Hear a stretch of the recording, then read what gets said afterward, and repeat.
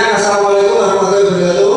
Waalaikumsalam warahmatullahi wabarakatuh. Oke, perkenalkan saya di sini untuk berbagi praktik baik dalam program Guru Penggerak Angkatan 11 Bapak Ibu. Nah, di sini program Guru Penggerak Angkatan 11 berbagi praktik baiknya itu dengan tema budaya positif yang akan diangkat di sekolah masing-masing dan akan membudaya pada sekolah tersebut. Oke, langsung saja. Yang belum tahu pada destinasi kemarin, saya perkenalkan pendamping saya ada dua, yaitu fasilitator dan pengajar praktik. Fasilitator yaitu Bu Sri Mahyuni SPD AUD MPD dari Banyumas, dan yang kedua adalah pengajar praktik Bu Romi Setiawati SPD MPD. Nah, ini yang selama ini bakal mendampingi saya 6 bulan ke depan. Yang fasilitator itu di Angkatan Udara, dan yang pengajar praktik itu di Angkatan Udara. Angkatan Udara maksudnya itu secara daring Bapak Ibu, dan yang Angkatan Darat ini pendampingan di sini secara luring. Oke, next. Nah, tujuan kali ini, siang kali ini kita akan membahas tentang teori kontrol oleh William Glasser. Apa aja itu? Pembahasan kali ini akan membahas makna disiplin, teori motivasi, 5 posisi kontrol, dan 5 kebutuhan dasar manusia, yaitu yang akan direstitusi oleh segitiga restitusi. Budaya positif adalah transformasi dari pendidikan guru penggerak ini nanti. Dan ini ada koreksinya, pendidikan yang menuntut dan manusia yang merdeka.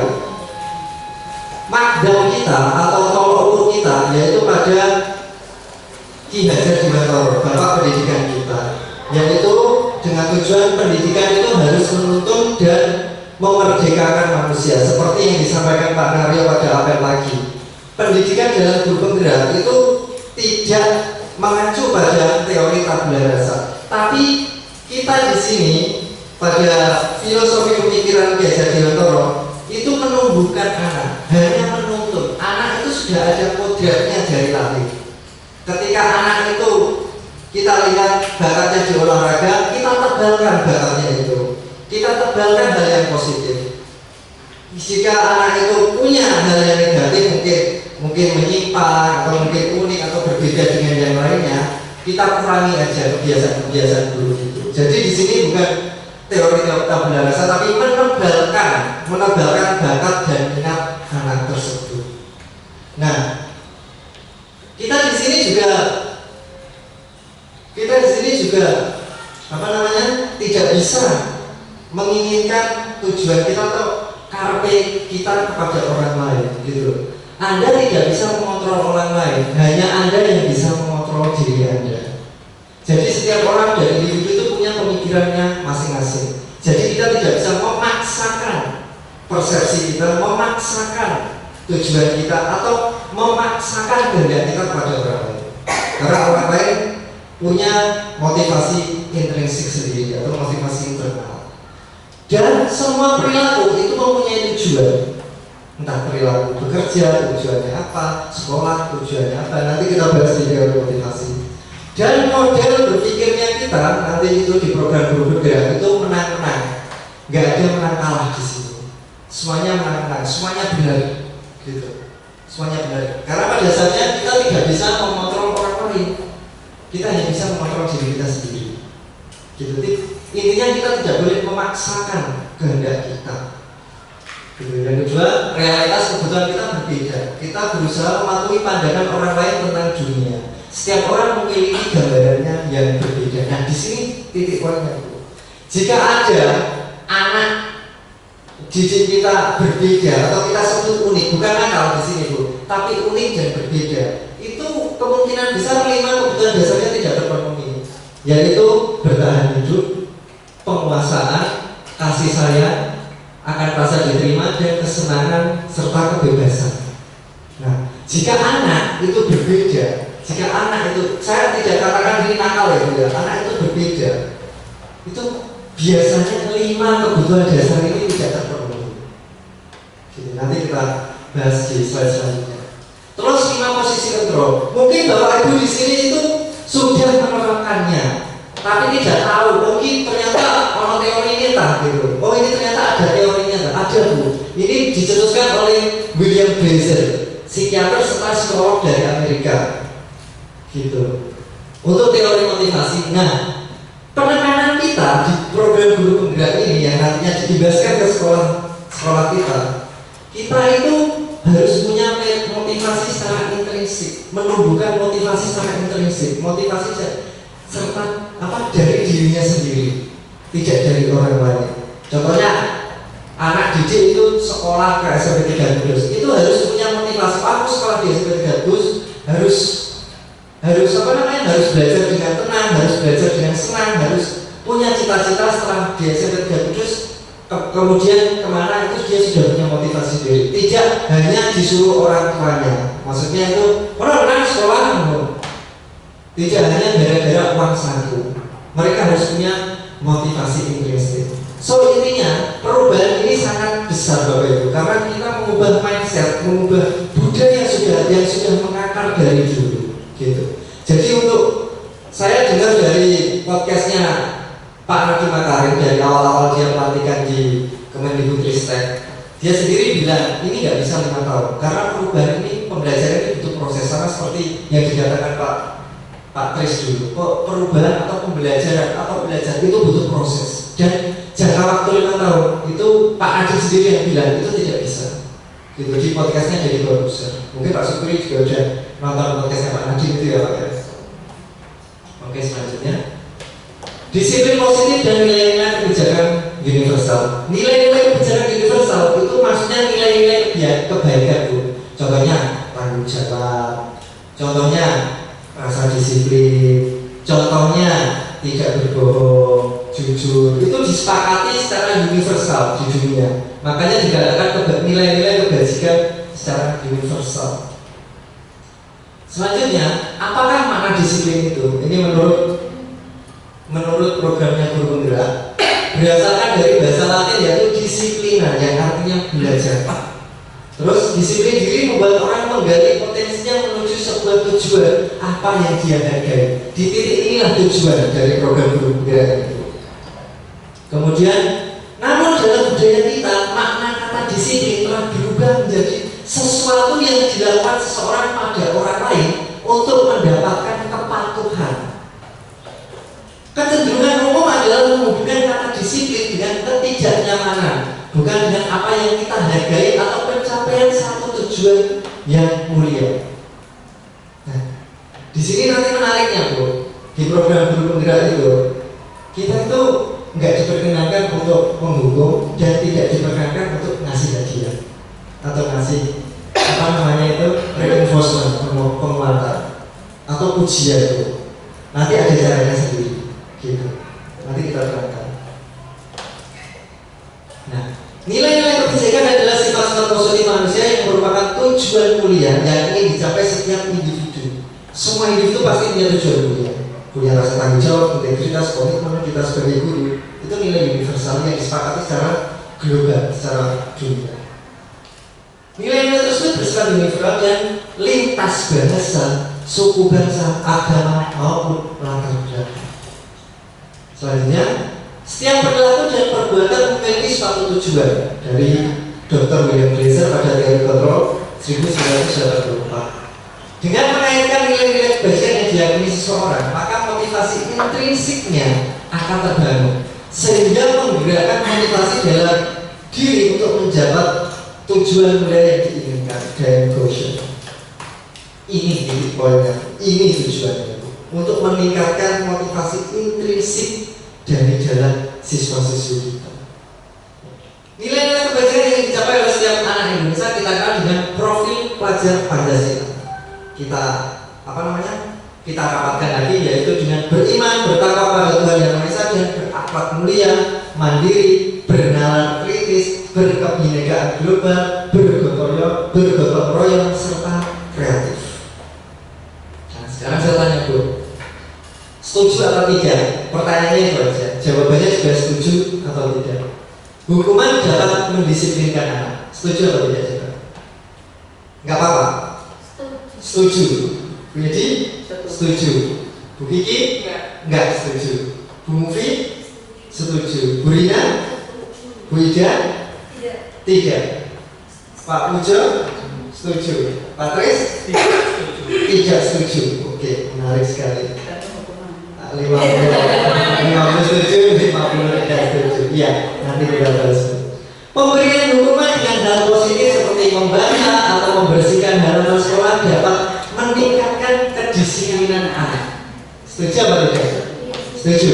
Begini? Tidak setuju. Menarik. Bu Mufi? Nomor 2 Bu Mufi. Pemberian hukuman dengan hal positif. Ini hal positif loh, hukumannya loh. Seperti membaca atau membersihkan halaman sekolah dapat meningkatkan disiplin anak. Yang terbaru anak 9D Bu. Ini tadi namanya hukuman memang. Itu dia sendiri ingin membersihkan WC sekolah. Sudah ada tanda tangan kemarin ya, di BK. Dia sendiri yang menyodorkan. Kita tidak menyodorkan, tapi dia sendiri yang menyodorkan. Burina? Ya, kalau itu terbiasa ya nanti akan disiplin. Tapi dalam hal apa namanya itu mungkin ada seperti tadi yang dengan ceritakan. Mereka mungkin daripada saya melaksanakan ini lebih ini. Iya, untuk menghindari. Ya, bisa terjadi disiplinnya dalam arti mungkin pembiasaan yang baik pada hal tersebut saja, tetapi pada tadi kenapa diberi sanksi lah, kenapanya itu tadi di hal apa itu mungkin tidak terlaksana, tapi di lain hal itu tadi menjadi kebiasaan dia seperti membaca atau membersihkan halaman, dia itu mempunyai sisi positif yang lain. Berarti setuju dengan catatan tersebut ya Bu ya? Beda. Dijemburinnya itu panjang. Bu Mufi? Disimpulkan dulu. Ini Bu Mufi Mudi. Maaf, setuju. Ya, Pak Pujo setuju. Pak Tris? Kalau masalah hukuman yang positif itu tergantung kita. Kalau memang ada kesepakatan dari siswanya sendiri, kita nggak apa-apa. Tapi kalau kita langsung memvonis langsung anaknya dihukum gini, ya kurang setuju. Berarti dari anaknya dulu ya. Motivasi intrinsik itu tadi ya.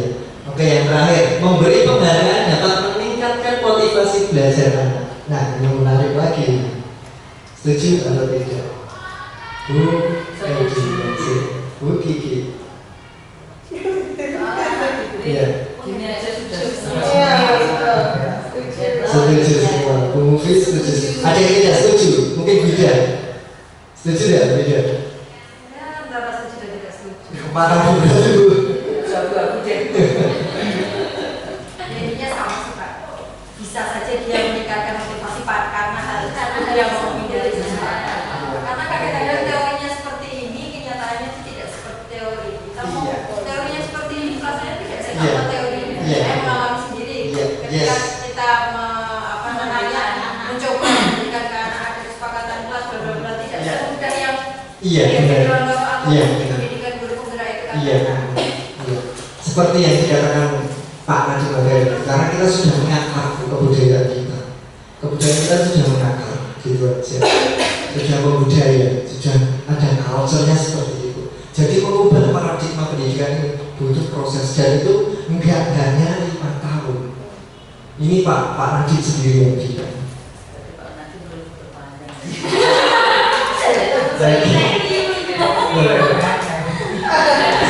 Semua jawaban Ibu untuk semua jawaban Bapak Guru di sini itu benar semua. Benar semua. Iya. Terus kita masuk teori motivasi, hukuman, penghargaan, konsekuensi, dan restitusi. Ya. Teori motivasi bergerak manusia untuk menghindari ketidaknyamanan atau hukuman tadi ya. Orang ini harus neni, orang ini harus neni kan gitu biasanya. Jadi motivasinya eksternal. Biasanya apa yang terjadi apabila saya tidak melakukannya. Biasanya dalam diri mereka itu bertanya seperti itu. Aduh, iya iya, aku makan iya ya. Aku sama kalian daripada aku neni ya. Motivasi eksternal. Dan untuk mendapatkan imbalan dari orang lain tadi. Benarnya senang, aku lanjutkan. Gitu. Untuk menghargai diri sendiri. Ini motivasi internalnya, tujuan disiplin positif. Agak berat ya Bu ya, agak berat ya Bu ya, mendidik anak untuk menghargai diri sendiri. Agak berat ya Bu ya, tapi bukan hal yang mustahil Bapak Ibu, bukan hal yang mustahil, butuh proses. Ini tujuan dari disiplin positif. Kita untuk mencetak anak, untuk memotivasi dirinya sendiri agar bisa menghargai diri sendiri. Atau dalam hatinya itu berkata, saya akan jadi orang seperti apa bila saya tidak melakukan. Berarti dia itu menghargai dirinya sendiri. Kadang itu, saya itu agak sedikit curhat ya. Kadang saya itu bisa ngomong sama diri saya sendiri itu. Kadang itu, oh iya, ini ya. Kadang gitu saya itu, kayak orang. Ini tujuan masing-masing. Nah, sekarang kita akan membahas tentang hukuman atau konsekuensi. Bapak Ibu juga pasti tahu kan perbedaan konsekuensi atau hukuman, tahu ya? Tahu ya Bapak Ibu ya, konsekuensi itu apa ya? Nah, sekarang kita menjawab pertanyaan aja untuk Pak Komanci. Mencatat 100 kali di dalam buku kalimat saya tidak akan terlambat lagi karena terlambat ke sekolah. Ini hukuman atau konsekuensi kira-kira Bapak Ibu? Hukuman. Oke. Lari mengelilingi lapangan basket 2 kali karena terlambat hadir di sekolah. Hukuman atau konsekuensi Bapak Ibu? Hukuman atau konsekuensi? Bisa jadi konsekuensi karena kan dia kalau lari lihat pikirannya fresh karena ada dan nanti kan bisa. Iya bisa. Berarti bisa konsekuensi ya? Bisa. Kalau misalnya gini, Benar. sudah ada kesepakatan, Iya. sudah ada kesepakatan kan di kelas saya ya. Iya. Kelas saya gini, kesepakatan kelas.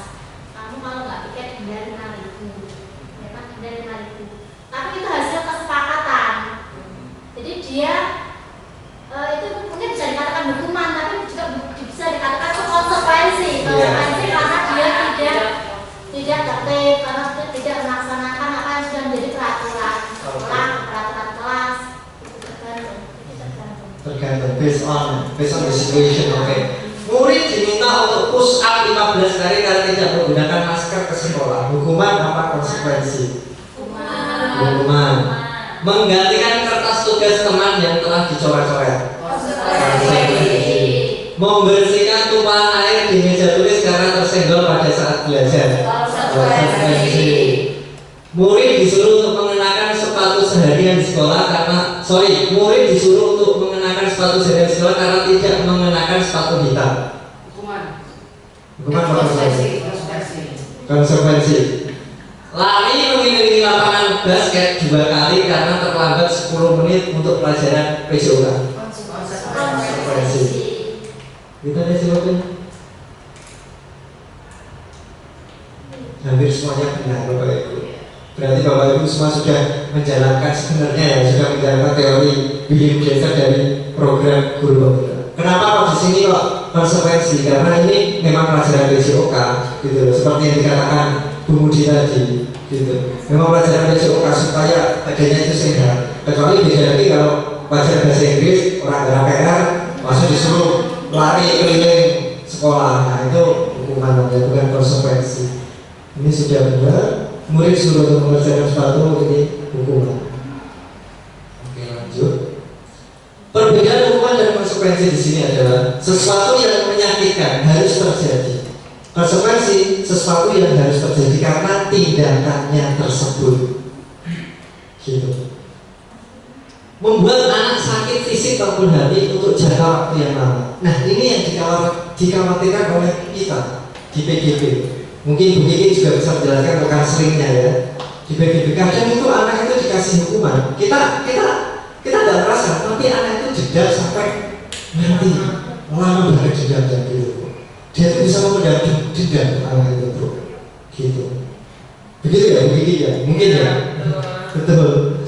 Membuat anak merasa tidak nyaman dalam jangka waktu pendek. Gak apa-apa karena itu konsekuensi. Nanti setelah itu juga enggak.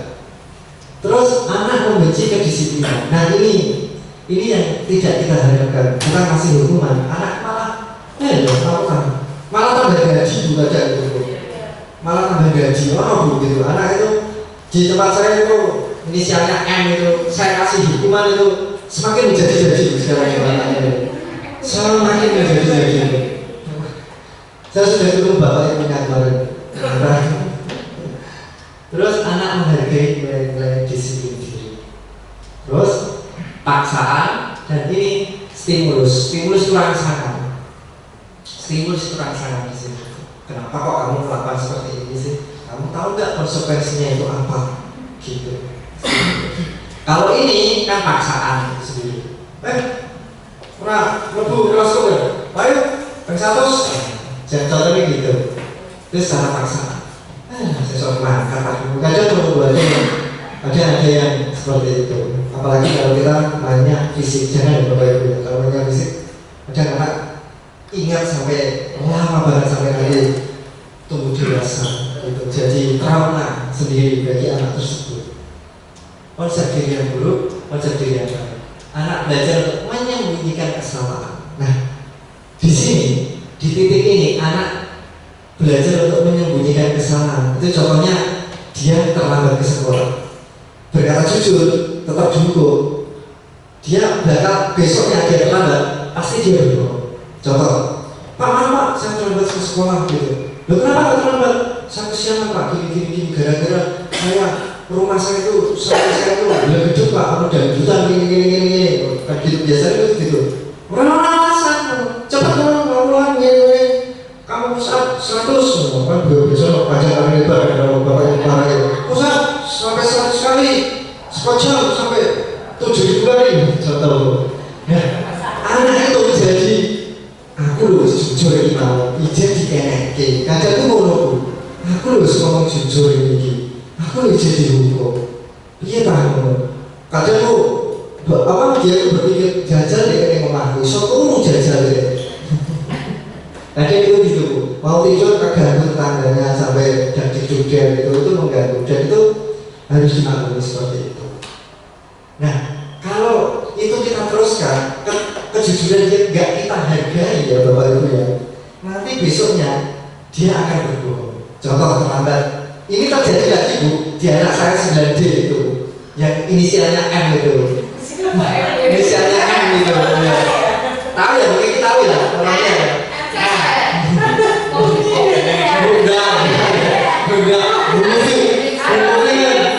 Kemudian guru Yesus Pak.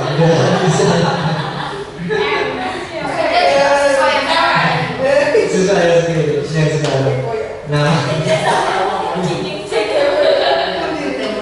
ternyata saya diajarkan sama orang tuanya. Berbohong ibu. Belum saya, ibu gak tahu ngomong kok sama berkata, ngapusin nekwe, untuk menghindari hukuman. Gitu. Contoh, saya anak ini Pak berbohong nih anaknya nih. Loh, kenapa kok dirimu terlambat sekolah? Pak, saya Pak tadi malam itu sholawatan Pak sama Habib Syekh Pak. Wah, ceramah keren Pak, gini. Saya mau pulang Pak, nggak enak Pak, di belakang itu ada kiai besar Pak. Jadi saya itu pulangnya jam 2 malam. Jam 2 malam apa? Jam 2 malam apa? Ada soalnya ada jam 2 malam apa? Terus saya juga dibangunin ibu, aku sudah dibangunin ibu Pak, gitu. Dibangunin ibu, saya terlambat di sini. Oh berarti ini gurunya ya? Mungkin guru yang ini saya nggak perlu diskreditkan agamis di sini nggak ya Bu ya? Mohon ya, saya pakai istilah agamis. Mungkin gurunya itu suka ngaji juga, suka sholawatan juga. Oh, apik ternyata siapa belum gak kopi hukum contohnya gitu. Berarti kok ngaji apa? Padahal dari belum ada, padahal dia belum. Tapi gurunya mentolerir akan kebohongan tersebut. Gara-gara dia bohongnya, ya diestimasikan gurunya atau dipersepsikan gurunya itu hal yang baik. Gitu, untuk menghindari hukuman tersebut. Menarik kan Bapak? Selanjutnya, marah, rasa bersalah, dipermalukan, merasa tidak dihargai. Ini yang kita tekankan di sini. Kadang anak yang dihukum, padahal dia merasa sudah jujur, Saya yuk Pak, sudah jujur kali jenengan sampai matanya itu ya berlinang air mata berkaca-kaca. Kok masih diseginikan loh Pak? Piye tak Pak? Dia itu bakal merasa marah, bersalah, dipermalukan, merasa tidak hadir, apalagi itu di depan teman-temannya sekelas. Gitu. Aku loh, kadang dia pulang gitu, dia merenung gitu, melaku gitu, sampai kebahagiaannya kadang kepleset atau gimana kan bu? Kita merenung tuh, aku kok mesti ngomong jujur kok jadi kayak yo. Itu apa yo. Terus yang konsekuensi kehilangan hak dibuat tidak nyaman diasingkan untuk sementara waktu. Karena dia juga tahu kamu melakukan hal seperti ini, konsekuensi seperti ini loh. Ya Pak, nggak apa-apa. Ada orangnya itu, ya Pak, nggak apa-apa. Tapi secara singkat, nggak apa-apa. Secara singkat, paling 1 hari 2 hari sudah selesai. Gitu. Nah, kita ngobrol seperti tadi, itu ada yang dinamakan restitusi. Ini bukan penghakiman, ini bukan judgment, tapi restitusi. Restitusi apa? Restitusi adalah proses menciptakan kondisi bagi murid untuk memperbaiki kesalahan mereka, sehingga mereka bisa kembali pada kelompok mereka menerimanya dia lagi.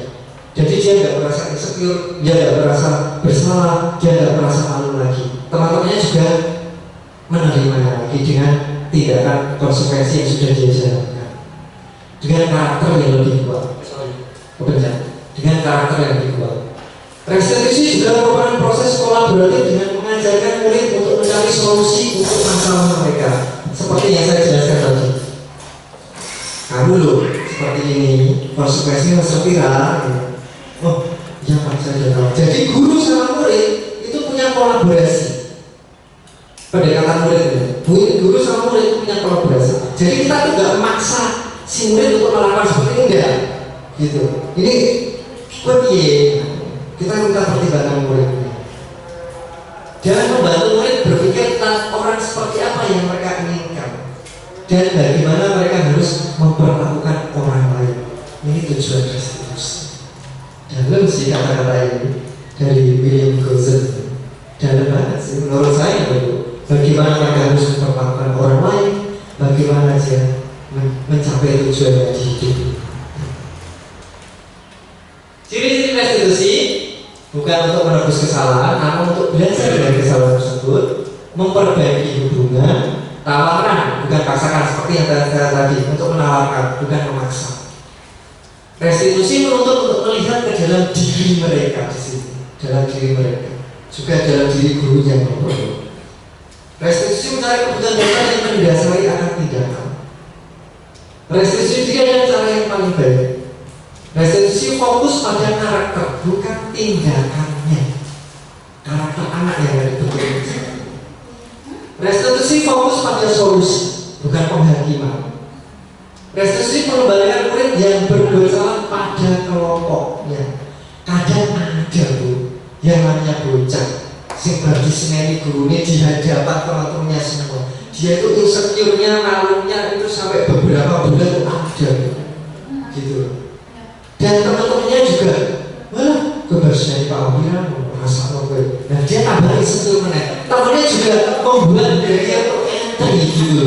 Ini kejadian gitu. Mungkin kadang temannya salah gitu lah. Masuk ke kelompok ini biar menghindari dia, itu ada gara-gara labeling dari guru tersebut. Guru tersebut itu melabeling, caki lo salah, ojo caiki, ini dan teman-teman yang lain jadi dia jangan kesini, dan itu akan membuat dirinya itu nggak percaya diri, menabur, punya sifat menabur. Ini di sini identitas gagal, hubungan bisa kita bisa dibaca sendiri ya. Identitas sukses di sini persesuaiannya tidak restitusi, netral, positif, merupakan pilihan. Dan ini akan membentuk karakter anak didik kita menjadi positif, disiplin positif. Gitu. Kalau konsekuensi itu membantu anak didik kita, oh iya, bareng ini berarti harus gini. Gitu. Jadi poinnya nanti netralitas di sini. Contohnya kalau di agama Muslim kan, oh nggak kosong Ramadan, yang terlalu kok diganti, terlalu. Gitu. Kalau hukuman namanya negatif. Jadi yang sudah saya terangkan lagi, efek dari hukuman itu berbagai macam. Di sini 5 posisi kontrol sebagai guru. Mungkin bapak ibu guru itu sudah melakukannya tapi nggak tahu teorinya itu seperti ini. Contoh sebagai penghukum. Yang kedua sebagai pembuat rasa bersalah. Ketiga sebagai seorang teman. Keempat sebagai pemantau. Kelima sebagai seorang manajer. Tetap. Saya ulangi sekali lagi ya Bu ya. Sebagai penghukum, sebagai rasa bersalah, sebagai seorang teman, sebagai pemantau, sebagai seorang manajer. Saya yakin Bapak Ibu guru di sini sudah melakukan 5 posisi kontrol ini, 5 posisi kontrol ini, ya. Cuma Bapak Ibu nggak tahu, oh saya itu sebagai penghukum ya, oh saya itu sebagai pembuat rasa bersalah ya, oh saya itu sebagai seorang teman ya, oh sebagai seorang pemantau ya, oh sebagai seorang manajer ya. Kadang kita nggak tahu. Gitu. Contoh, ini contoh kata-kata yang sering dikeluarkan oleh Bapak Ibu guru. Biasanya dia semua ya Bu, cuma biasanya ini hanya saya tahu. Contoh aja. Dan siapa yang mengatakannya itu 5 posisi kontrol tadi. Penghukum, rasa bersalah, ya itu tadi. Contoh, saya kecewa sekali dengan kamu. Ini pembuat rasa bersalah, penghukum, manajer, atau apa? Kira-kira. Untuk membuat rasa bersalah. Kamu tidak pernah benar melakukannya. Penghukum tidak pernah rasa bersalah, manajer atau apa biasanya. Penghukum. Terus, ayolah lakukan demi Bapak Ibu. Masuk pengen sih, saatnya dulu Bapak Ibu ngajar gue, yuk ini ngajar kamu seharian di sini. Masa kamu seperti ini sedang di kelas sebagai apa? Sebagai teman. Oke. Apakah kamu mau mendapatkan stiker kita hari ini? Ini loh posisi pemantau, seorang manajer, seorang teman, berasa bersalah. Kalau kita kunci darahnya macet lah. Gitu ya. Oh iya. Nah, nomor 4 ya tadi ya Bu ya. Apakah kamu mau mendapatkan stiker kita hari ini? Teman, pemantau, kemudian pemantau, teman, judulnya pemantau, Wedi, teman.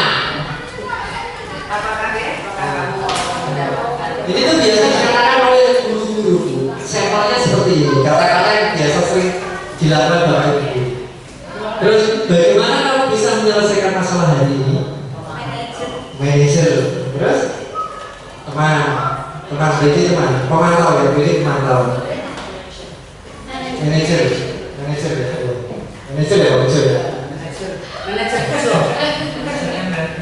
Ya. Kamu selalu yang paling yang terakhir. Kamu tuh loh selalu paling yang terakhir. Membuat rasa Membuat rasa bersalah. Oke, kita lihat dulu.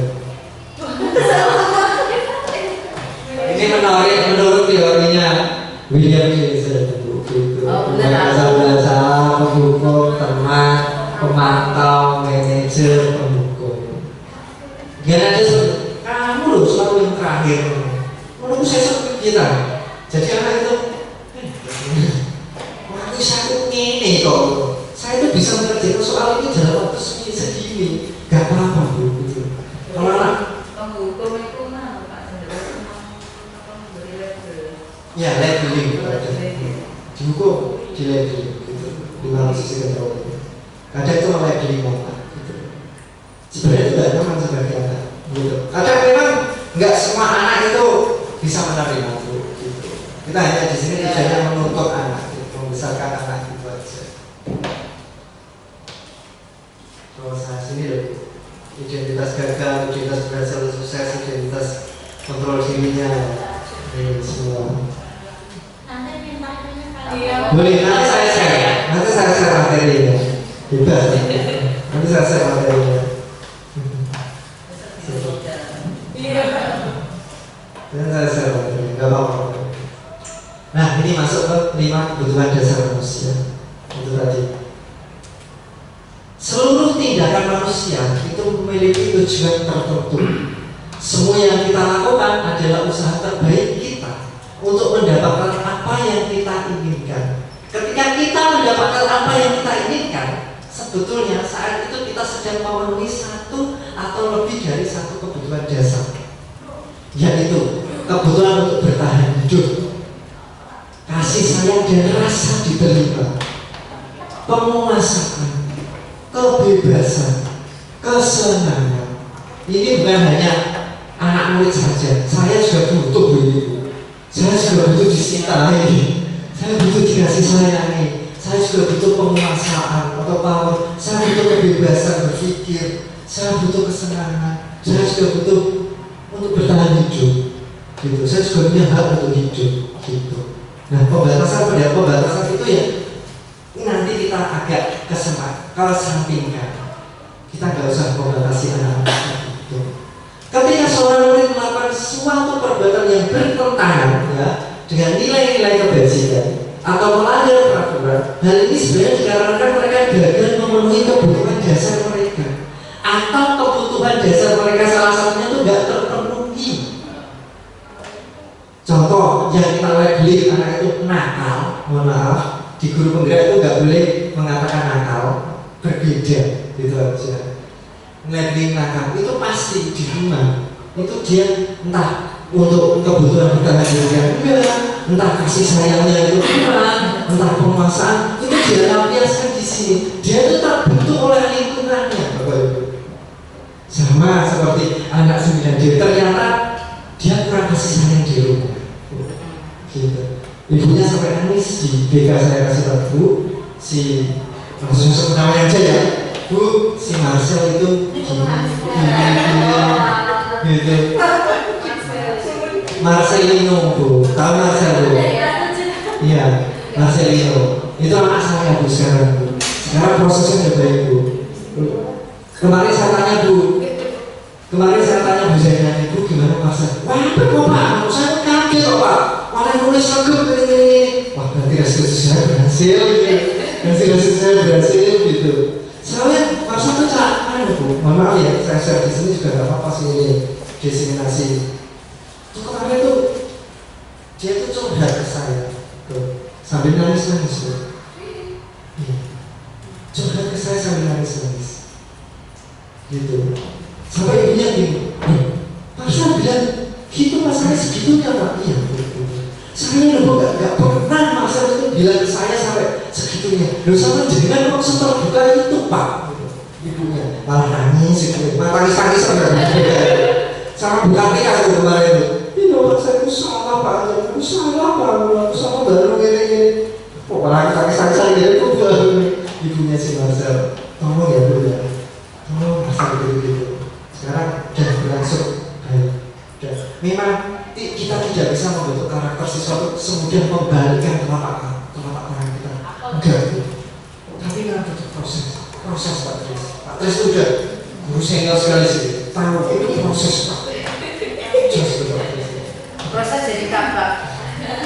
Itu proses Pak. Nggak bisa. Kita juga nggak boleh menjudge. Kita juga kadang menjudge. Wah, restitusi ini kok, tak tidak ini kok prosesnya kok sini sih bocah. Nggak apa-apa, tidak apa-apa, sabar Bapak Ibu, gitu loh. Yang penting ada progresnya, walaupun 0,1%. Yang namanya progress is still progress, gitu loh. Kemajuan tetap kemajuan, walaupun 1%. Daripada stuck, walaupun 1% kemajuannya. Marcel itu sangat cumi jempol gitu. Hari ini dia jadi Pak, hari Senin saya ya Pak, menyerahkan rapor saya ke Pak Opi.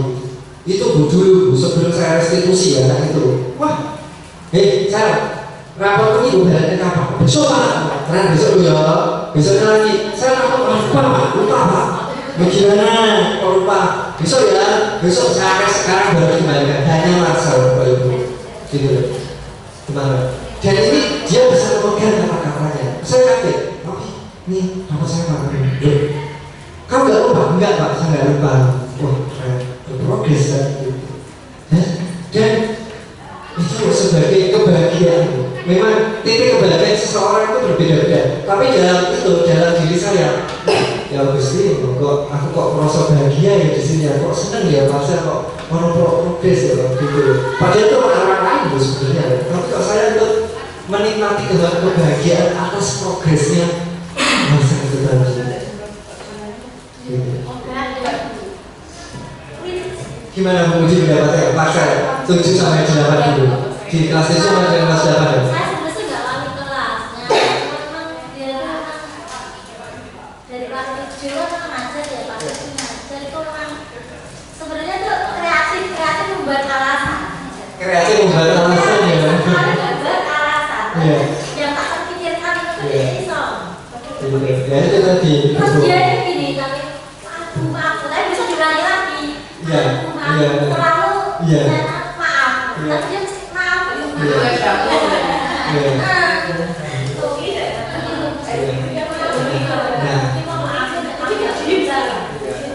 Nah, itu biasanya dia menghindari hukuman dengan berbohong. Kejadian gitu ya, menghindari hukuman atau rasa ketidaknyamanan, rasa sakit yang dialami itu dengan melalui hukuman. Saya juga kadang, ya, bisa ngomong sih bisa ada kalau Pak Ois juga dong. Gue ngomong ada apa sih sih? Apa? Ini kan saya mikir tuh, kemarin nangis tuh kenapa? Apa itu takut orang aku takuti? Kamu nggak takut, saya nggak takut banget. Saya nangis gitu, baru nangis. Ada apa ternyata masalah keluarga tadi? Kurang kasih sayang, kurang rasa diterima di keluarga. Ngefek sih Bu, gitu. Ngefek sih. Kebutuhan bertahan hidup itu kebutuhan yang basic ya Bu ya, yang bersifat fisiologis atau biologis juga nggak apa-apa.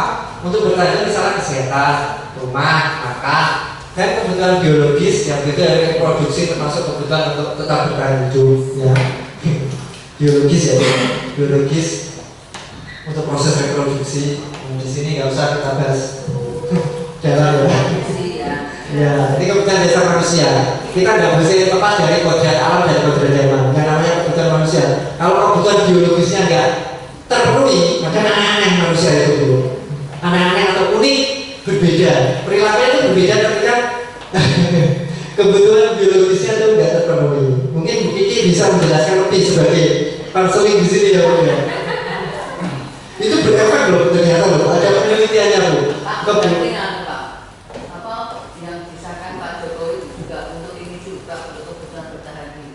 Mungkin boleh menyediakan alat kontrasepsi gitu ya.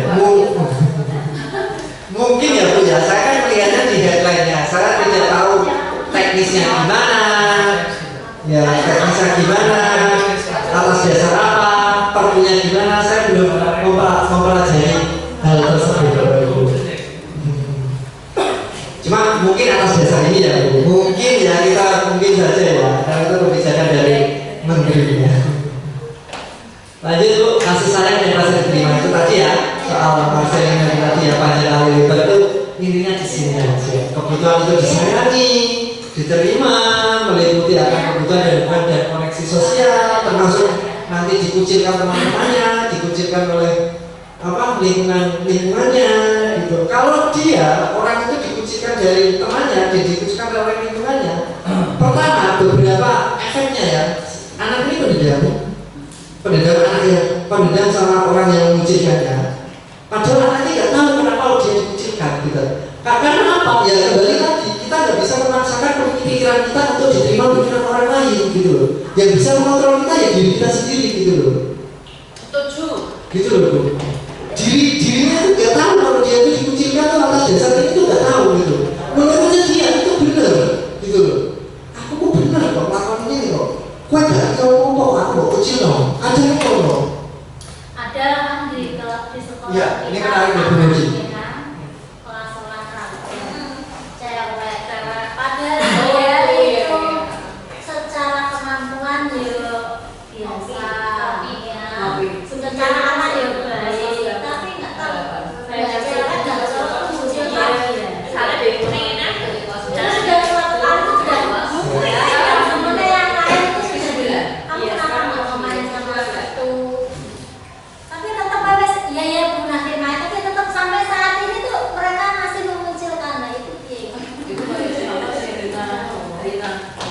betul di restitusi. Betul.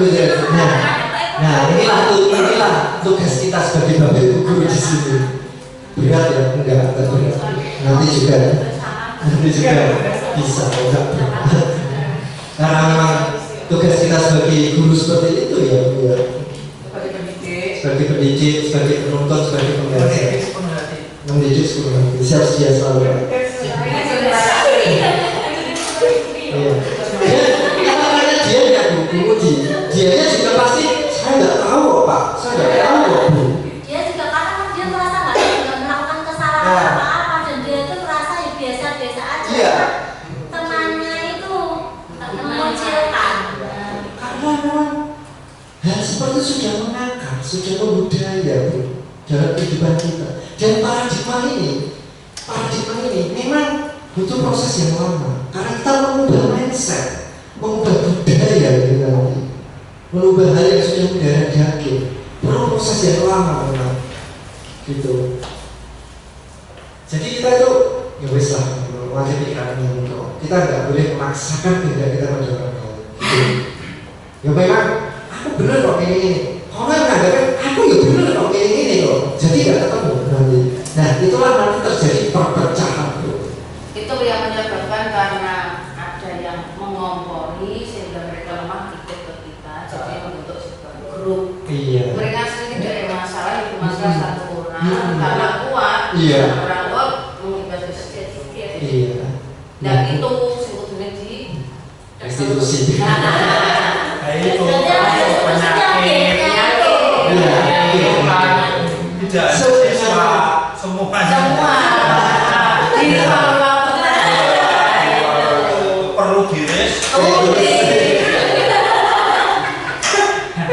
Untuk mengawali restitusi, caranya, Nah itu butuh proses Bu, memang butuh proses.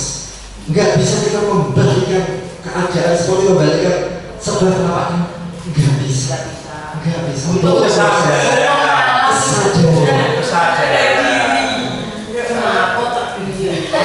Itu kesadaran. Ya, itu kesadaran. sadar bagi yang Ya setiap individu, setiap individu. setiap individu. Semuanya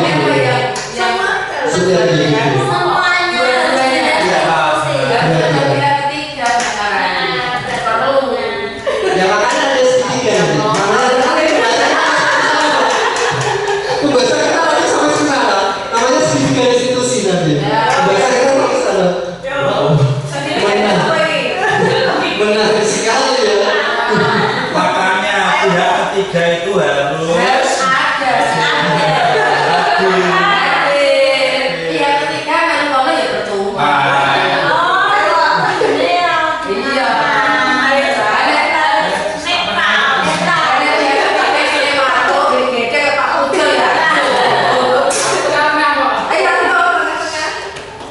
Ini tadi bahas dia ya punya. Ini tadi bahas dia ya punya.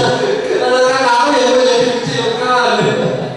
Tapi kalau ternyata itu juga tidak berlaku untuk kalangan Iya. anak juga juga. Iya. Berarti sifatnya adalah umum. iya. cocok itu cocok. Ini dasar manusia. Manusia bukan manusia. Manusia bukan bohongan ya.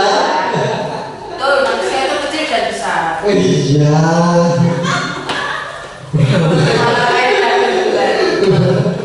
Tapi berarti kesimpulannya kita sebagai makhluk hidup itu jangan terlalu kita menganggap kita shock. Iya. Shock-shocknya apa? Ya titik-titik. Shock. Kita itu berat ya.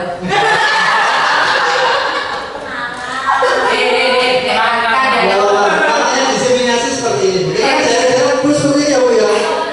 Tukar pikiran seperti ini kan. Saya orang tua, itu ojo dumen. Ojo dumen apa gede, jadi lagi. Kita kelangkan di sana cari Pak Puji. Dan salah satu yang perlu direstitusi Pak Puji. Salah satu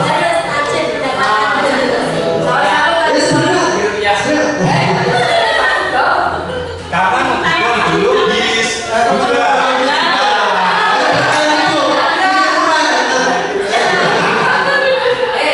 Pak Puji tidak buta apa-apa, hanya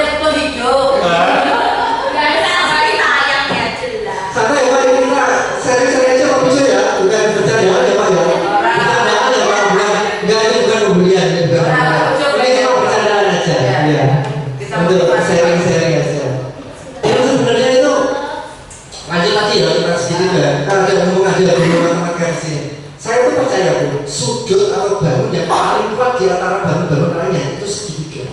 Apakah benar Bu? Bu Rina Susati. Menurut saya sudut atau bangun atau benda juga nggak apa-apa yang bentuknya segitiga itu yang terkuat dibandingkan. Itu kan ya, kalau limas Kalau ya itu kan limas pokoknya yang segitiga Bu, pokoknya yang segitiga.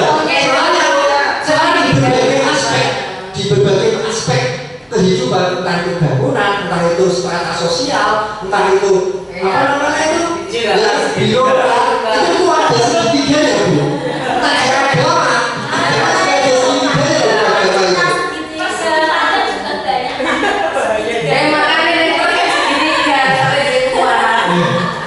Contoh ya Bu ya, untuk di tingkat politika kita ya, itu ada yudikatif, legislatif, sama eksekutif ya. Nah, dan ini powernya sama loh. Yudikatif, legislatif, eksekutif. Ini powernya sama semua. Dan itu kan segitiga juga. Gitu kalau kalau persegi nanti gak nemu Pak. Kalau persegi nanti gak nemu dua. Aku mau dua ini. Maksudnya podo jumlahnya podo dua kita dua. Tapi kalau segitiga itu bisa berdiri sendiri, itu bisa berkolaborasi. Menurut saya khususnya mohon maaf ya Bu, sudut pandang saya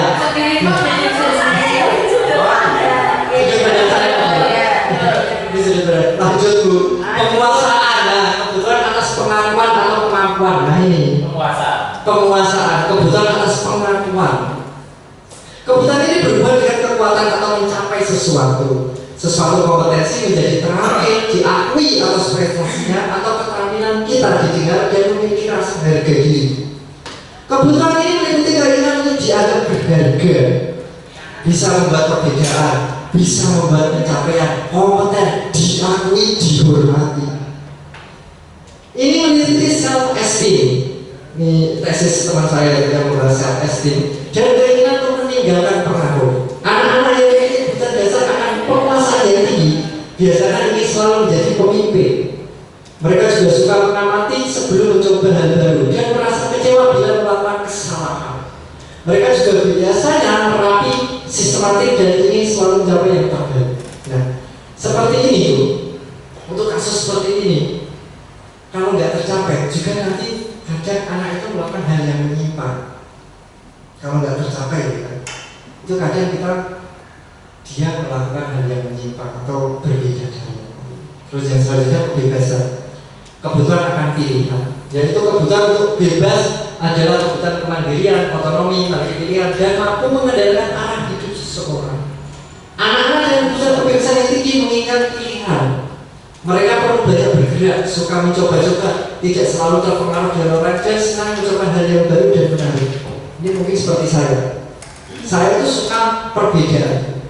Orang milih contoh ya, nggak ada Pak Raja dari mana. Contoh klub bola, mereka tuh suka MU gitu. Zaman era saya itu MU itu diurutkan sekali. Saya nggak suka. Apa sih kenapa MU kabeh? Saya pilihnya Chelsea. Gitu. Dan pada saat itu juara 3 kali. Saya pilihnya Chelsea. Gitu.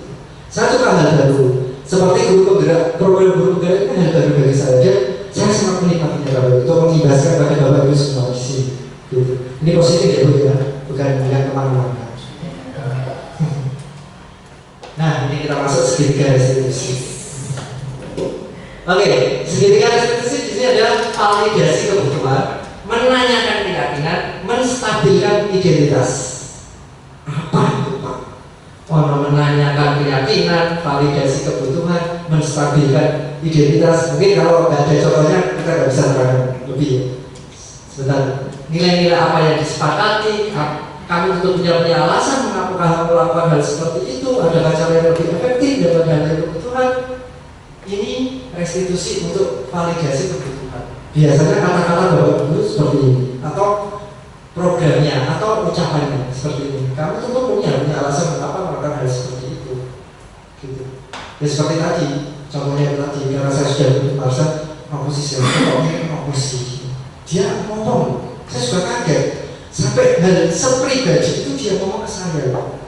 Mungkin itu bapak ibu juga mungkin itu menganggapnya suatu aib ya bu, cuma jadi sampai segininya ngomong, sampai menjelek-jelekan orang tuanya, sampai menjelek-jelekan, kok sampai segini loh, kok sampai sedendam ini anak ini loh. Jadi itu apa ya, numpuk-numpuk gitu loh, dia tuh rasa kesalahan itu numpuk dari SD, rasa kesalahan itu numpuk dari SD dia itu. Terus menanyakan keyakinan, ingin ada apa yang kita sepakati, kamu ingin menjadi orang seperti apa. Terus menstabilkan identitas, setiap orang pasti pernah melakukan kesalahan. Ketika anak melakukan kesalahan seperti ini, Pak, mau ya Pak, saya terlambat tinggi. Kenapa kamu terlambat? Gitu. Pak, tadi saya kebisingan di rumah saya gini. Wih, coba Pak Oki kan? Ngomongnya Pak Oki, apa jajaran begal dado Pak Oki? Masuk dulu kok saya. Nah, si anak kaget. Aku berarti anak juga gak salah ya dia. Jadi dia punya motivasi tersendiri tuh. Aku sebenarnya Pak Oki ya, atau mungkin aku apa dia ngomong ini ya Pak, apa ya berarti ya. Jadi itu menstabilkan emosinya sebenarnya itu, menstabilkan apa namanya itu hormonnya. Terus kamu bukan satu-satunya yang perlu melakukan ini, orang ketok kok sampai nanti. Tapi ibu Ngara ujungnya loh, tapi ibu Ngara yang orang itu berkali-kali gitu aja. Apa itu restitusi? Restitusi adalah proses menciptakan kondisi bagi murid untuk memperbaiki kesalahan mereka, sehingga mereka bisa kembali pada kelompoknya dengan karakter yang lebih kuat. Restitusi juga memiliki proses kolaboratif yang mengajarkan murid mencari solusi untuk masalah mereka. Sudah saya terangkan tadi ya, ditakoni ini terus tidak nanggung nanti untuk kelas 9 itu sudah agak-agak dewasa, mungkin produk $2 untuk kelas 9. Saya ngajar kelas 7 dapat 9 kan. Untuk yang kelas 9 ya mungkin karena usia juga produk $2 dan membantu murid berpikir orang seperti apa yang mereka inginkan. Seperti apa sih? Kamu pengen diri itu seperti apa? Kadang kan anak-anak sedang mencari jati dirinya sih, bingung nggak diri orang nggak nemu mentor, ada nemu wong tua itu nyalah anaknya terus dulu. Kamu salah, ini uripe kok orang dengerin dulu. Aku hidup kok nggak ada benernya sih Pak. Kata-kata masih dulu. Sampai segitunya loh, saya takut bunuh diri loh begini. Saya kalimatnya sangat nih, jadi ini ya, saya takut loh. Saya lupa, misalnya nangis, nggak ada benernya. Nggak ada benernya loh saya itu Pak. Setiap hari disemeni, setiap hari seperti ini, setiap hari seperti ini. Aku pikirnya sih Pak, sampai gitu Pak. Dia sampai gitu. Nah, untuk menstabilkan identitas, biasanya kan anak gagal tadi ya, masa tadi ya. Untuk membuat anak yang merasa gagal karena berbuat salah menjadi positif terhadap dirinya, menjadi motivasi tersendiri terhadap dirinya. Kata-kata ibu guru seperti ini, berbuat salah itu hal yang manusiawi. Tidak apa, namanya juga manusia. Bapak Ibu juga pernah kok berbuat salah. Kita pasti pernah menyelesaikan masalah ini. Bapak Ibu tidak tertarik untuk mencari tahu siapa yang benar, siapa yang salah. Bapak Ibu tertarik untuk menyelesaikan masalah ini. Jadi si anak tidak dijudgment gitu, tidak menjudge anaknya. Wes gak masalah benar, intinya solusinya kayak gini. Wes apa biasa. Kalau kamu menyalahkan dirimu sendiri terus-menerus, apa kamu bersikap baik pada dirimu sendiri ya? Seperti itu tadi. Wah, menyakiti dirimu sih. Lanjut, membantu murid mengenali basic need, kebutuhan dasar yang ingin dipenuhinya ketika melakukan kesalahan. Pada dasarnya setiap tindakan manusia tujuannya adalah memenuhi kebutuhan dasar. Apakah itu kekuasaan, kebebasan, ya? Seperti yang saya sebutkan. Ini validasi kebutuhan, divalidasi. Guru berkata, ini kata-kata guru, kamu bisa saja melakukan hal yang lebih buruk, tapi kamu tidak melakukannya kan? Berarti bagus. Iya Pak, iya Pak. Mereka itu butuh mentor. Mereka butuh orang yang mengerti mereka. Gitu. Mereka tuh ingin mengerti itu aja. Intinya itu di situ untuk anak-anak seusia SMP. Kalau SD malah lebih ketat lagi malah kalau SD itu, karena dia baru tumbuh kembang kalau SD itu. PAUD lebih lagi dari PAUD itu. Kamu pasti punya alasan kenapa melakukan gitu. Saya tanyakan ini beberapa restitusi itu kepada anak-anak di Simarsen tadi, dan dia itu iya efeknya sungguh membuat saya terkejut. Kenapa dia berbicara seperti dan ngefek juga atas perilaku dia gitu. Kamu boleh tetap berusaha jaga seperti itu, tapi tambahkan sekali lain yang lebih positif maksudnya. Kamu mau belajar cara lain untuk mendapatkan apa itu, kamu harus memikul. Ini untuk yang berkelahi dulu. Kamu harus memikul, bisa kan? Apakah misalnya orang yang lebih baik bisa lagi? Anak melihat kesalahannya dihubungkan dengan norma sosial dan nilai-nilai yang mendasari tak bisa berinteraksi dengan orang lain, menanyakan keyakinan. Dia yakin nggak sih sama dirinya sendiri? Gitu loh, Bu. Atas kalau manusia udah yakin pada dirinya sendiri, nanti dia juga mengimbaskan kepada orang lain. Tapi ketika orang itu tidak yakin pada dirinya sendiri, orang lain juga memiliki barrier to entry itu dia gitu, memiliki apa namanya itu gap-gap untuk dia, karena dia sendiri tidak yakin pada dirinya sendiri. Contoh, apa nilai kita percaya di sekolah kita, di kelas atau di sekolah kita percaya apa sih? Ini bukan kesepakatan tapi sudah masuk ke keyakinan kelas. Kita yakin apa sih? Jadi pertanyaannya saya lempar kepada murid-murid semua. Kamu yakin apa sih hidupmu? Nilai-nilai universal apa yang telah kita sepakati? Nilai-nilai apa yang sudah disepakati kemarin? Ayo jujur, tanggung jawab, menghormati, no bullying. Apalagi juga. Kenapa kamu melakukannya? Pasti ada alasannya. Anak berbuat sesuatu. Kamu ingin jadi anak seperti apa? Apa yang kamu rasakan ketika kamu melakukan hal itu? Kamu menjadi orang seperti apa? Untuk menyadarkan itu. Nah ini membantu pertanyaan yang sebagai seorang pemantau atau manajer. Ini pertanyaan-pertanyaan yang diajukan Bapak Ibu Guru sebagai posisi pemantau atau manajer. Bisa baca sendiri Bu. Ini untuk mengarahkan sebenarnya. Biasanya sih seorang manajer di sini sih bapak atau ibu kepala sekolah kalau di sekolah gitu biasanya. Tapi tidak menutup kemungkinan kita sebagai bapak ibu guru menjadi posisi manajer padahal pada waktu dan pada saat tertentu. Bapak ibu, ini pertanyaan-pertanyaan. Lihat kan? Pak Tris, nanti saya nggak apa-apa. Ini ada satu kasus Bapak Ibu. Kita coba menelaah dan kita coba menganalisisnya. Contoh, saya bacakan aja ya. Anto dan Dino sedang bermain bersama di lapangan basket. Dan tiba-tiba terlibat dalam sebuah pertengkaran adu mulut. Dino pun menjadi emosi dan mengadakan ya, maksudnya memperlakukan ya kontak fisik, menarik kemeja Anto dengan kasar sampai 3 kakinya terlepas. Pada saat itu guru piket langsung marahi mereka dan membawa mereka ke ruang kepala sekolah. Ibu Suti sebagai kepala sekolah berupaya menenangkan keduanya, terutama Dino. Dino, sepertinya kamu saat ini sedang marah sekali, kata Ibu Suti ya. Sekali lagi ya, ini ngomong sama Dino. Dino, sepertinya kamu saat ini sedang marah sekali ya. Mendengar itu Dino pun mengalir bercerita tentang kesalahan hatinya.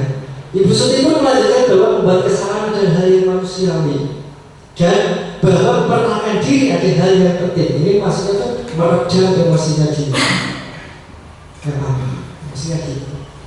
Namun kita Dino memikirkan cara lain untuk mungkin lebih efektif masuk ke restitusi pendapat Dino. Karena saat ini Dino berada di luar kepala sekolah. Bu Suti melanjutkan bertanya tentang keyakinan sekolah yang disepakati, apa yang bisa diyakini pada saat itu, serta apakah Dino bersedia memperbaiki kesalahan yang telah dilakukan terhadap Anto. Dino pun akhirnya perlahan mengaku. Kemudian Ibu Suti balik bertanya kepada Anto, lawan yang tadi ya, kan berarti dua, Dino sama Anto. Si Anto ditanya, hal apa yang bisa dilakukan Dino untuk memperbaiki masalah? atau menjawab. Saya perlu kancing saya diperbaiki Bu. Ibu saya akan sangat marah kalau melihat kancing baju saya sampai copot 3 kancing begini. Ibu Suti pun kembali bertanya ke Dino, apakah yang akan dilakukannya untuk mengganti 3 kancing atau yang lepas. Dino berpikir sejenak, namun menjawab, wah tidak tahu Bu. Saya oleh kembali lebih dari. Nah, peran kepala staf, peran sebagai komandan manajer langsung aktif di sini Bapak Ibu. Wah saya tidak tahu Bu. Saya lihat kembali gimana? Karena sepengetahuan si Dio itu tadi, misalnya dia ngono Bu. Kita nggak boleh memarahi dia. Lo kan lo punya cuma boleh ini, kita nggak boleh. Lo kan ini Dio aja ngono kok Bu. Tahunya dia segitu, CC-nya dia segitu, gitu loh. Kamu paksa. Terus Ibu Suti berpikir sebentar dan menanggapi. Kalau dia tidak akan kesana atau mudah terlepas kembali Dio. Bagaimana kalau kamu menjahit saja? Bersediakah kamu disuruh jahit Dino tanpa ragu-ragu dia menjahit. Mana saya tahu Bu, menjahit itu caranya menjahit itu seperti apa gitu. Kita paksa lagi, tidak. Bu Suti tidak kehilangan akal. Lanjut lagi Bu Suti. Bu Suti meneruskan, apakah kamu bersedia belajar menjahit? Dino jawab, berpikir sejenak memandang meja atau jangan menghadapi. Yang ngajari siapa Bu? Sinten Bu ngajari itu. Nah, dengan cepat langsung kamu ini kan solusinya, masuk solusinya ya. Bu Suti jawab, Pak Irfan guru tata busana. Di sini Bu Wiwik Mulyo atau memuji besar. Pak Irfan guru tata busana. Dino kembali diam sejenak dan memandang meja yang tanpa kancing. Aku baru lapor itu. Terus akhirnya Dino mengambil tanda menyetujui dan sepanjang siang itu Dino belajar menjahit dan memperbaiki kemeja kantor. Dia dibekali skill menjahit walaupun anak cowok. Ini pembentukan karakter ini yang menjadi program itu. Terakhir kali terlihat kedua anak lelaki tersebut Dino dan Anto pada jam pulang sekolah mereka sudah bercengkrama dan bersenggang gurau kembali. Menariknya Bu, anak cowok itu ya Bu ya, itu nggak terlalu complicated, gitu loh, nggak terlalu complicated. Bertukaran gamis biasanya ngono, biasanya ya Bu. Tapi kalau cewek Bu, sangat complicated Bu. Kepanjangan. Sangat complicated gitu loh. Dia tuh senyum di depan Bu, di belakang itu enggak loh dia itu. Ini nggak semua ya, ini nggak semua ya Bapak Ibu ya. Ini nggak semua, mohon maaf ini nggak semua, gitu ya. Mohon maaf ya Bapak Ibu nggak semua, gitu. Sangat complicated sekali ya. Ya, namanya Pak. Ya, mohon maaf. Ini menurut penelitian saya. Ini menurut penelitian. Gitu. Kalau cowok berani banget saya seru. Mau bareng Bu. Tenang, ini cowok Bu. Pak Supri gitu nggak Pak Supri Pak? Gitu ya Pak ya. Pak Supri itu anak baik-baik. Masa nggak pernah berani Pak SD Pak? Saya Pak. SMP ya. Berubah ya Pak ya. Berubah bersedia gurau santai kalau cowok itu. Nah, aku nggak percaya. Gitu. Itu baru aku ini cuma berdasarkan riset saya berdasarkan riset. Jadi sudah selesai posisi kontrolnya Bu Suti tadi ya dijelaskan Bapak Ibu sudah kelompok sekali, sudah hebat semua Bapak Ibu di sini itu. Saya cuma menegaskan dan saya cuma mengibaskan dari program guru penggerak saya. Gitu. Dalam kasus tersebut Bapak dengan dikuatkan sudah saya jelaskan tadi dikuatkan dengan cara seperti itu. Kasih solusi seperti itu. Ya saya harap kita semua di sini Bapak Ibu sebagai kita sudah memilih kerjaan sebagai guru, ya kita tumbuh kembangkanlah anak didik kita dengan cara menuntun dengan sesuai kodrat alam dan kodrat zaman mereka. Jangan kita menghakimi, jangan kita ngasih hukuman yang berlebih, jangan kita membuat mereka sakit hati, dendam, kecewa. Gitu, tujuannya seperti itu. Memang Bapak Ibu kembali lagi saya bilang paradigma ini memang paradigma berbeda dan mengubah mindset, mengubah budaya, mengubah pola pikir, mengubah sesuatu hal yang sudah mendarah daging bagi kita. Butuh proses. Dan walaupun proses itu 1% saja, progress is still progress.